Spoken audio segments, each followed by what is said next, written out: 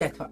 J'ai assisté à la projection du documentaire Cheveux afro à l'Assemblée nationale et franchement, si tu l'as pas encore visionné, je t'invite à le faire parce qu'elle a vraiment fait un travail remarquable, Rachel. En fait, il s'agit d'une série documentaire en 5 épisodes qui donne la parole à 19 femmes, alors célèbres ou non, et chacune en fait raconte un petit peu son rapport à ses cheveux depuis l'enfance et comment elle s'est construite à travers eux. Et ce que je voulais te dire, c'est que moi j'ai pris la parole durant la session questions-réponses parce que j'ai été touchée, mais alors là au plus profond de mes tripes, par le passage d'une intervenante qui expliquait que qu'elle avait du mal à assumer ses cheveux naturels, qu'elle se sentait pas à l'aise à les porter au naturel et qu'elle se sentait beaucoup mieux avec une perruque, mais qu'elle espérait que sa fille plus tard n'ait pas à vivre ça et puisse avoir le choix de porter ses cheveux naturels ou non. Et tu vois, moi, ce qui m'a touchée, c'est que j'ai cette émotion-là, comme je te dis, elle était vraiment très forte.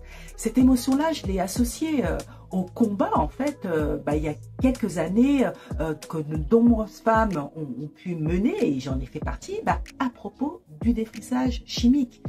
Parce que, voilà, moi, j'ai été défrisée pendant plus de 30 ans.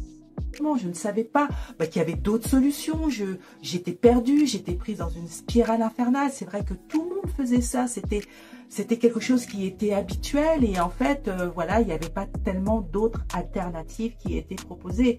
Et au prix de nombreux efforts, j'ai réussi, comme de nombreuses femmes, à embrasser mes cheveux naturels.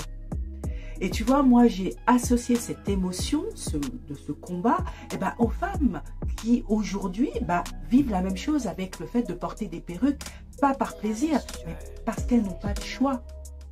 Parce qu'elles n'arrivent pas à gérer leurs cheveux naturels, parce qu'elles ne se sentent pas à l'aise avec. Tu comprends? Et franchement, là-dessus, il n'y a aucun jugement de valeur.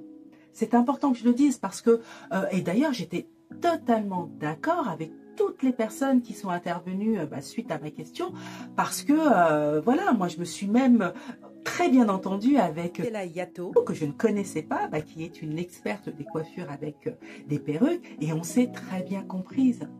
Parce que loin de moi l'idée de monter les femmes les unes contre les autres, au contraire, le fond de mon sujet, le fond de mon intervention, pourquoi j'ai posé cette question, c'était justement pour expliquer que c'était le fait que les femmes les unes avec les autres, mais chacune son cheminement, chacune son histoire et chacune ses solutions. Parce que c'est ça en fait, moi ce que je prône, c'est la liberté de choix en fait.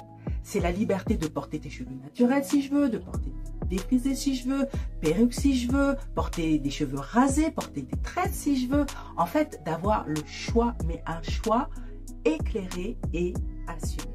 Voilà, parce que moi, je souhaite que le maximum de femmes reprennent le contrôle de leur chevelure naturelle et puissent l'assumer et l'exprimer, être à l'aise dans toutes les circonstances de leur vie, quand elles le veulent, où elles le veulent, comme elles le veulent.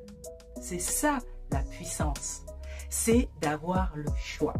Voilà. Et d'ailleurs, j'ai appelé mon podcast « Ma chevelure, ma puissance ». C'est pour te dire à quel point ce message-là est hyper important pour moi de véhiculer. Et donc, je t'invite au moins à écouter un épisode pour que tu puisses comprendre le fond de ma pensée, le sens de mon message. Et je t'invite aussi à visionner le documentaire « Cheveux afro ». Et dernière chose, je t'invite tout simplement à partager cette vidéo. Parce que cette vidéo, c'est un message d'espoir et d'amour. Voilà, je te dis à très bientôt. Salut!